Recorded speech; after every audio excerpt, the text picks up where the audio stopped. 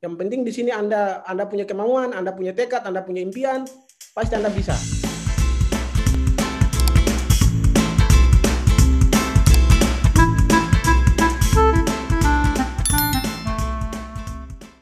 Selamat pagi sahabat literasi, salam sehat, salam semangat.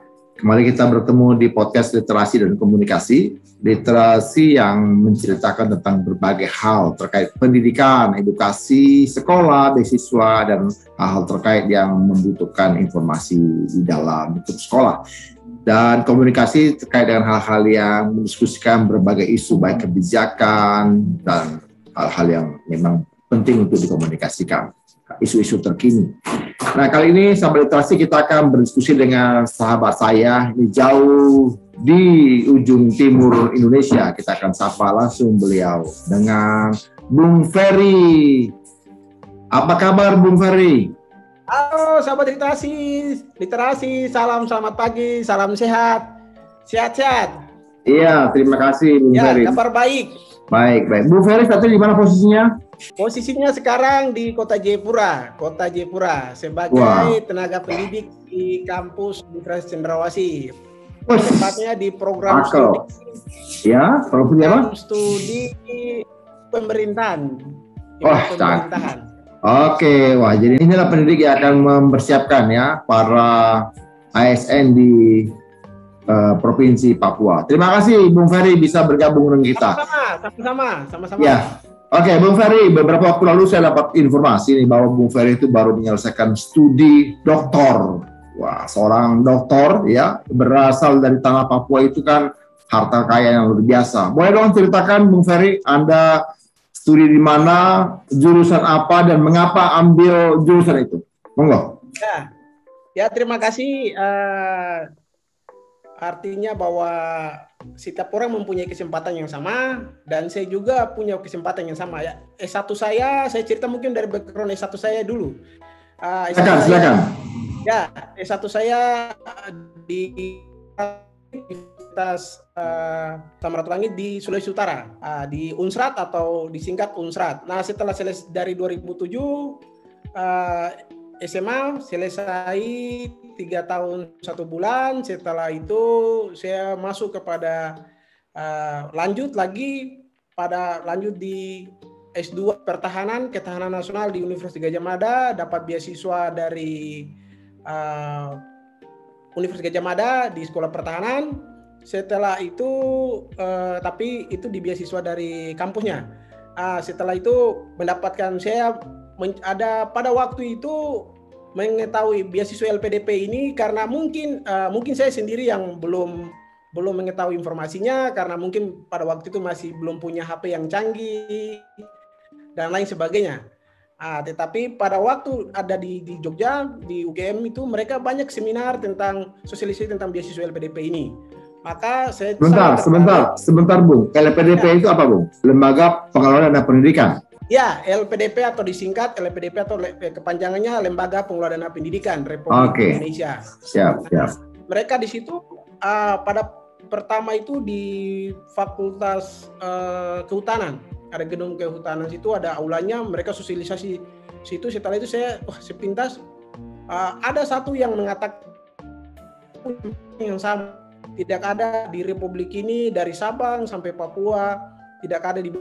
Yang penting di sini Anda punya kemauan, Anda punya tekad, Anda punya impian, pasti Anda bisa meraih beasiswa ini. Nah, di situ menggugah saya, Pak. Saya bilang, saya juga bisa nih pasti. Karena di sini tidak ada diskriminasi. Siapa yang punya kemampuan bisa masuk. Nah, setelah saya selesaikan studi S2.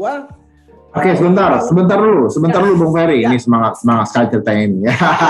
Jadi kan berarti kan Anda setelah waktu S1 itu di Unsrat ya, Universitas Samratulangi itu juga beasiswa. Itu saya ikut beasiswa masuk itu orang tua, tapi saya masuk dalam jalur pribumi anak putra daerah di Minahasa. Jadi saya punya mungkin saya juga punya nasib yang baik, saya tidak masuk di jalur itu. Saya juga tidak tahu apa pilihan mereka sampai saya bisa masuk di jalur orang Minahasa. Kalau mungkin di Papua pasti, wah ini harus punya darah Papua, mama Papua, dan lain sebagainya. Tapi pada waktu itu saya bisa masuk di jalur mereka. Nah, itu saya rasa bersyukur karena pada waktu itu Papua banyak sekali teman-teman saya yang semua berpikir ke Jayapura. Tapi karena saya bilang ke Manado karena hasilnya bagus, pendidikan itu katanya orang tua saya bilang bahwa banyak dari ada kakak maupun yang lain, mereka katakan bahwa Indonesia itu punya pendidikan tuh cuma sampai di Sulawesi Utara. Kalau sampai ya, karena itu tanda kutip mereka katakan begitu. Nah ternyata Anda membuktikan sekarang bahwa pendidikan itu tidak hanya sampai Sulawesi Utara ya, bahkan sekarang sudah sampai di Jayapura ya, dan Anda mendapat gelar doktor ya dan menjadi pengajar begitu. Nah waktu S2 Anda dapat beasiswa dari UGM, betul ya? Ya UGM, ya. Nah sekolah Pancasarjana. Nah sekarang ini S3 Anda ambil prodi apa nih?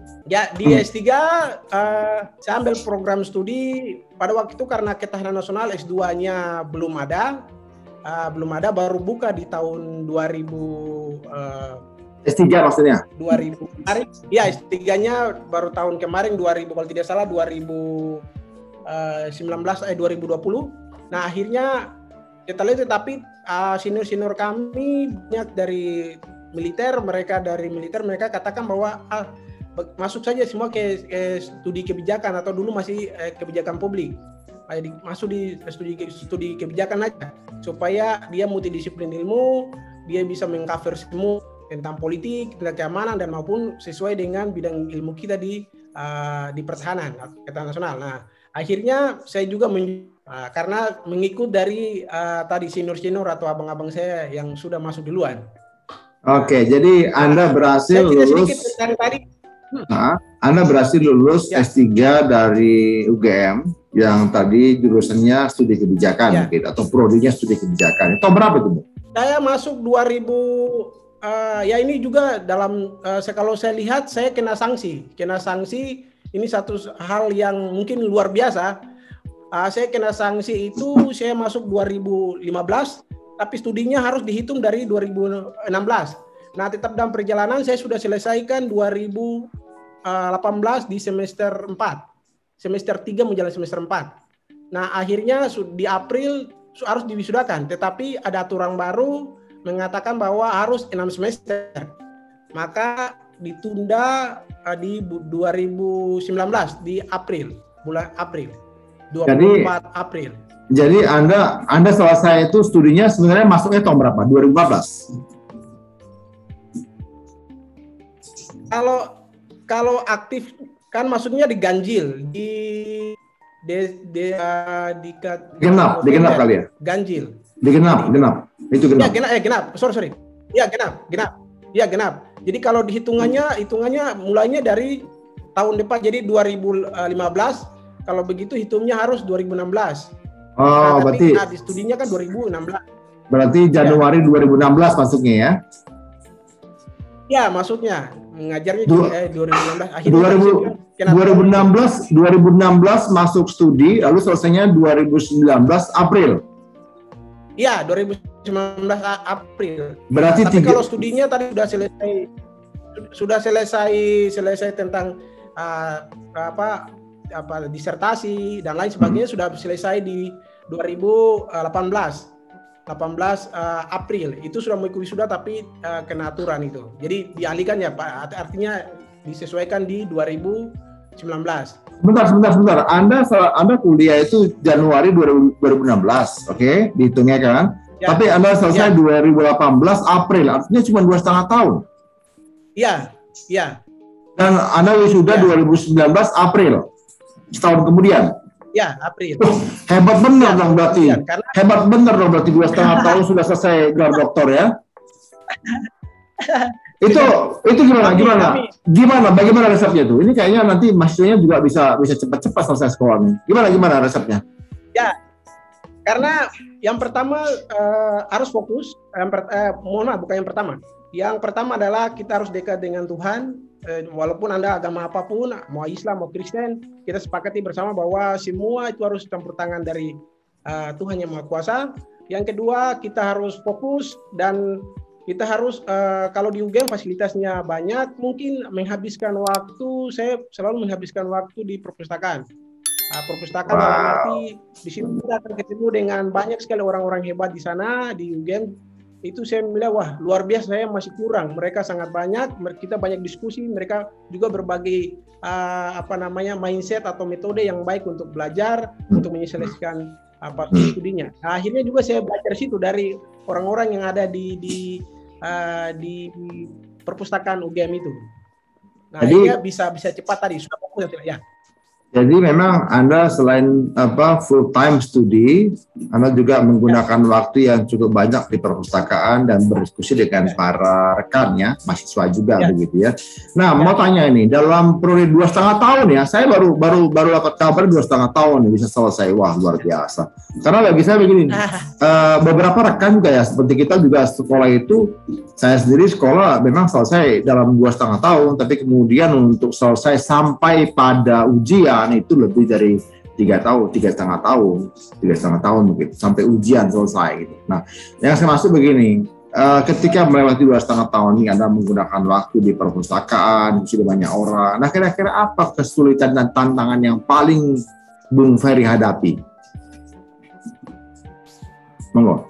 Kesulitan yang paling saya hadapi adalah diri saya sendiri. Kesulitan yang menurut saya diri sendiri.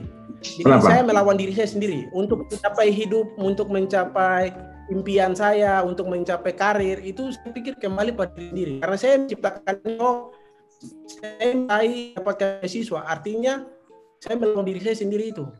Jadi harus saya berusaha, contoh ini nanti beasiswanya pakai waktu, ini saya harus berdiri sendiri, harus dan lain sebagainya. Itu tantangan berat itu ada di diri saya. Itu kalau mindset saya sendiri.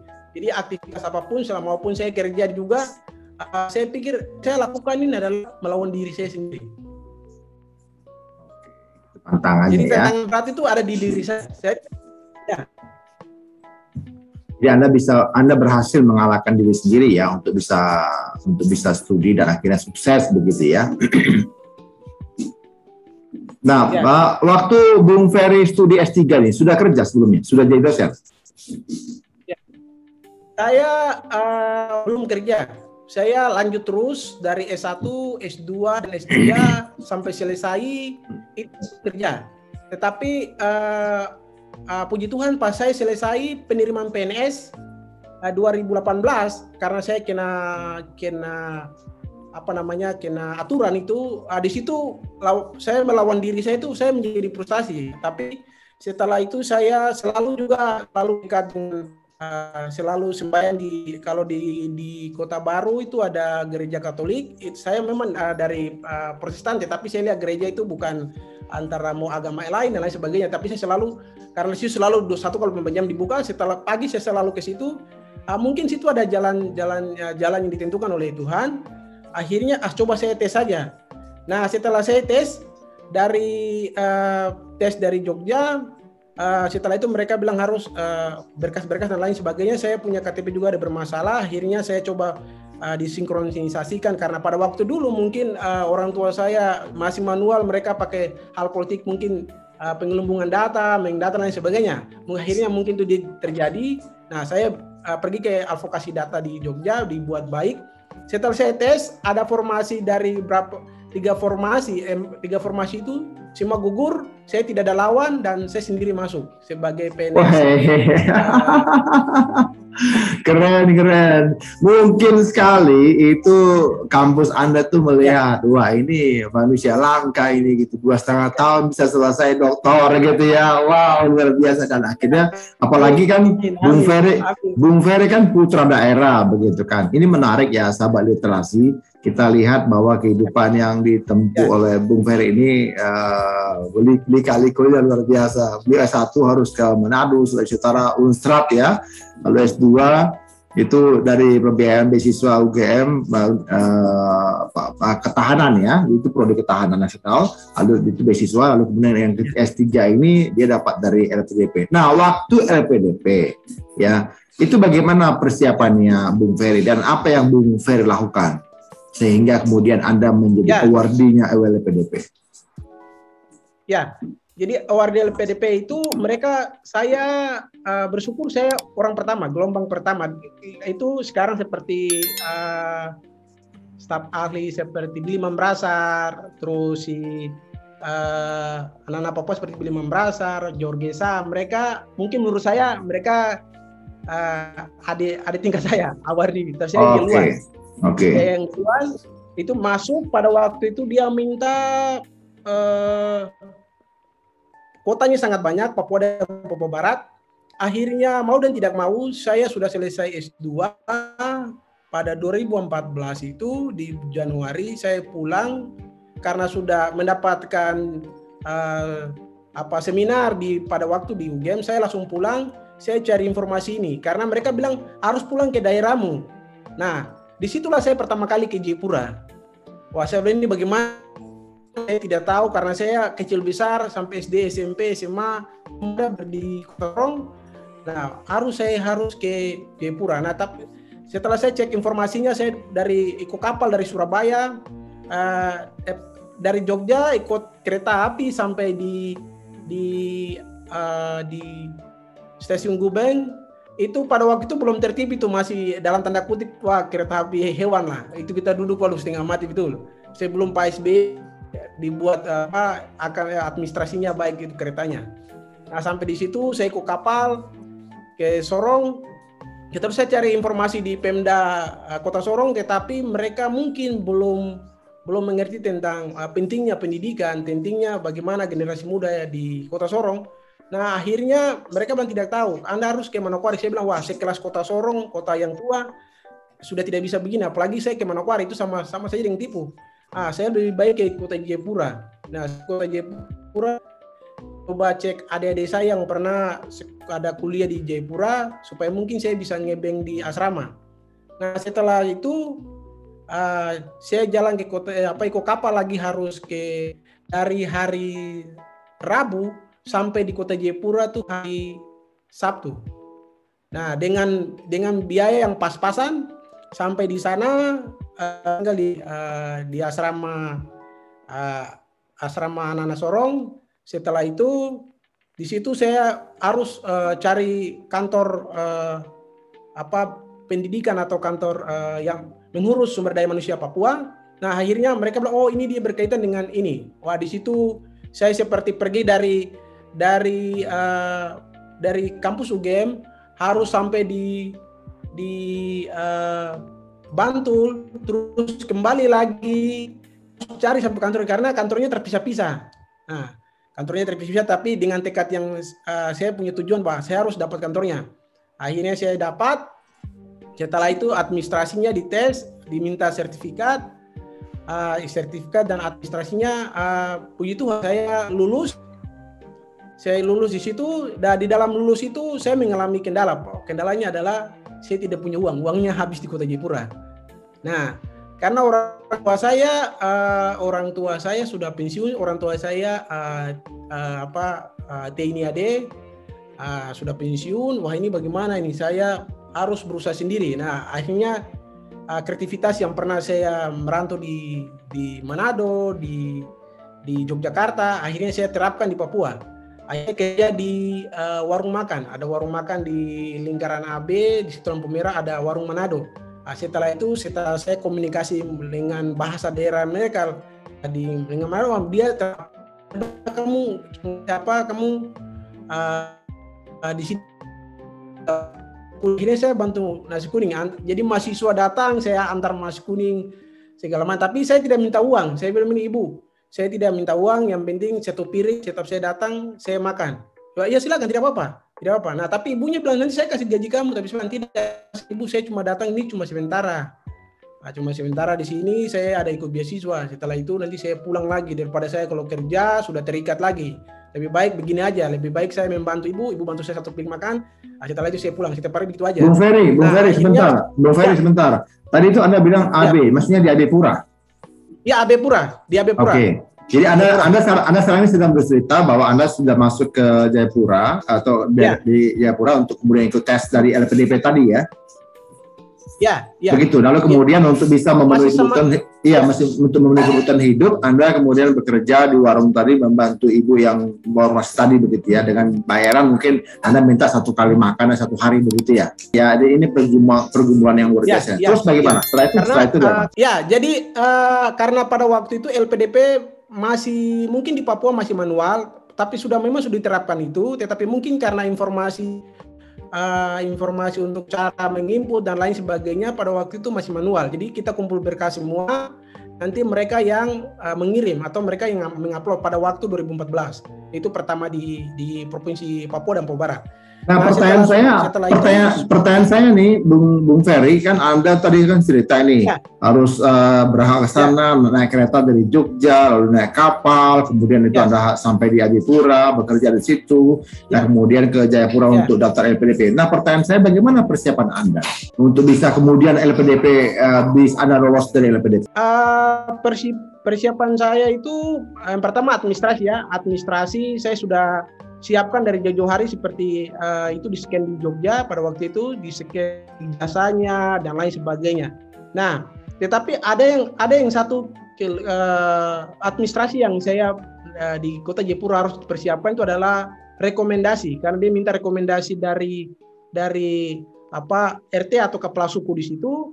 Nah, akhirnya sudah saya belajar gimana ini untuk dapat ini. Saya pakai ada RT yang satu karena poinnya ada RT, akhirnya saya pakai RT. Nah, administrasi itu saya sudah siapkan dan saya kumpul kepada pada waktu itu di Biro SD di kantor Kota Raja Dalam. Itu Anda, Bung Ferry, Anda persiapkan administrasi itu berapa lama sebelumnya, Bung Ferry? Setahun sebelumnya atau berapa lama sebelumnya? Itu kalau persiapan itu sudah, kalau ijazah mungkin sudah jauh-jauh hari. Kalau namanya menulis itu mungkin 1 minggu. Menulis proyeksi atau angan-angan itu kemudian hari itu saya siapkan 1 minggu, dan itu bersamaan dengan rekomendasi dari RT. Untuk bahasa di Kota Jayapura ada standar bahasa kan? TOEFL begitu? Bahasa. Nah, itu kan masih dalam proses penerimaan itu dulu. Nah, setelah kita kasih masuk itu lulus administrasi. Setelah lulus administrasi kita kirim berkas, dikatakan ada sekitar 110 orang itu masuk, terus disaring lagi, lulus administrasi disaring lagi, ada wawancara, ada diskusi leadership.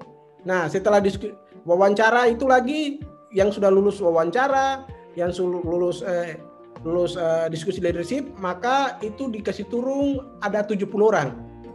70 orang yang dapat beasiswa tersebut. Dari 110 ya, dari 110 yang lulus administrasi ya. Pendaftaran sendiri berapa? Ada sampai ribuan waktu administrasi. Pendaftar S3 itu ada sedikit. Nah, ini cerita menarik juga.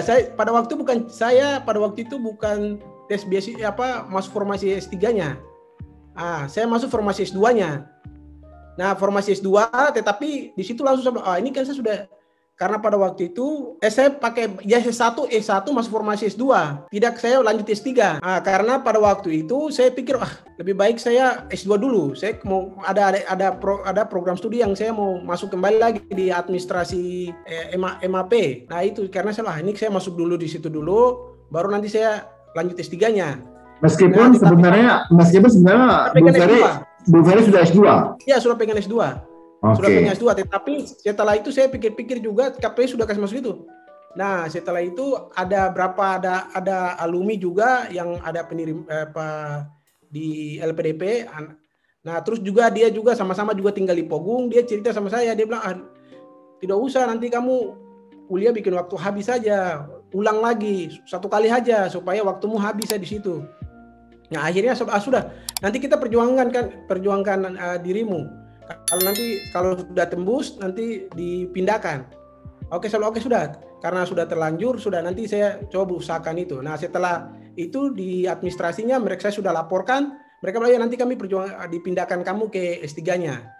Nah, setelah diskusi leadership, setelah diskusi sama wawancara, ditanya lagi mau ke dalam negeri, ke luar negeri. Nah, tapi saya tetap bilang di UGM. Di UGM situ ada dua, itu mereka di situ mereka pas diskusi mereka bilang kalau kamu masuk di UI kami siap untuk fasilitasi Anda. Tapi saya bilang saya mau ke Jogja saya karena saya tahu situasinya dan lain sebagainya. Padahal mereka sudah kasih tiket untuk saya untuk masuk di UI. Bung Ferry, sebentar. Bung Ferry, iya, menarik ya. Berarti Anda ini banyak sekali pilihannya, banyak sekali yang orang yang tersentuh oleh kesempatan yang Anda miliki begitu, atau ada peluang-peluang yang Anda miliki. Nah, saya mau nanya, kan ditawari ke luar negeri nih, itu bagaimana? Boleh tahu dong nilai TOEFL-nya Pak Ferry ini sewaktu daftar masuk nggak? Apakah Anda masukkan sertifikat TOEFL-nya? Ya, saya kasih masuk sertifikatnya itu kalau wajib di masuk S2 UGM harus ada bahasa TOEFL maupun TPA-nya. Nah, TPA bahasa Inggris saya masuk itu pada waktu itu 500. Keren. Jadi sama literasi lihat ya. Saya dari tadi menunggu dia menyampaikan itu sama literasi. Bayangkan betapa Bung Ferry ini kalau dulu istilah itu diam-diam makan dalam gitu ya. Artinya memang ini dia seperti air tenang gitu menghanyutkan. Dia ternyata memiliki kompetensi bahasa Inggris yang cukup baik begitu. Kemudian dia lolos. Pantes ada ya S1, S2, S3 juga dia lolos begitu. Nah, menarik, makanya kemudian ditawarkan ke luar negeri begitu ya. Karena sama literasi di beasiswa LPDP ini pemberian beasiswa itu akan diberikan kepada memang paling pertama itu juga kemampuan bahasa, apalagi sampai ditaruh ke luar negeri itu bahasa yang dilihat. Nah, tadi saya pancing-pancing beliau akhirnya beliau sampai ke 500 begitu. Menarik ya. Nah, sekarang gini Bung Ferry, saya mau nanya satu hal lagi mungkin yang paling esensial nih, yang bisa dipelajari oleh sahabat literasi. Nah, menurut Bung Ferry nih, apa yang harus disiapkan oleh sahabat literasi supaya mereka bisa mengikuti jejaknya Bung Ferry mendapatkan beasiswa, baik itu LPDP, baik itu beasiswa dari negara lain, apa Bung Ferry? Monggo. Yang pertama itu kesehatan, Tuhan, dan berikut beasiswa itu administrasinya jangan kita sepelekan. Saya pikir semua poin itu punya poin. Seperti bahasa Inggris, walaupun dia tahu bahasa Inggris, tetapi mungkin dia tidak bisa menulis seperti angan-angannya, juga punya berkurang. Dan berikut juga nilai TPA-nya. Kalau umpamanya dia ke dalam negeri, otomatis juga nilai TPA-nya juga. Nah, dan berikut juga ijazahnya. Kalau umpamanya ijazahnya dia tidak upload dengan baik, tidak terang dan lain sebagainya, pasti juga berkurang. Jadi semua administrasi itu dia mempunyai poin. Jadi kita tidak hari ini mungkin ada yang berpikir bahwa bahasa Inggris itu yang paling utama.